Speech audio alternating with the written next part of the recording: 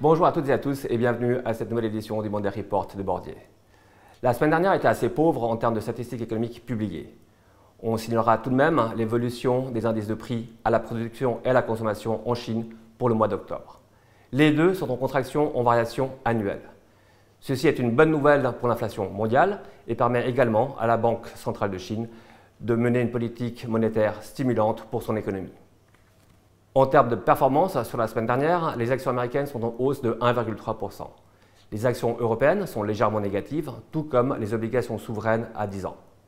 On notera également la forte hausse de l'indice dollar, plus 0,8%, ce qui fait chuter l'or de 2,4%. Enfin, une bonne nouvelle, la poursuite du recul du cours du pétrole, moins 5,4% sur la semaine, ce qui est une bonne nouvelle tant pour l'inflation que pour les perspectives de croissance.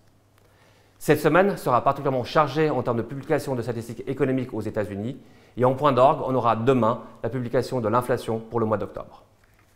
Enfin, en termes de titres recommandés, nous confirmons à l'achat la société américaine Roper Technologies. C'est l'exemple typique d'une société capable de générer année après année des free cash flow positifs, peu dépendantes du cycle économique et qui assure sa croissance par une stratégie d'acquisition ciblée. L'effet composé de cette stratégie sur une longue période se traduit par une performance boursière plutôt exceptionnelle. C'est tout pour aujourd'hui, je vous remercie pour votre attention et vous dis à la semaine prochaine.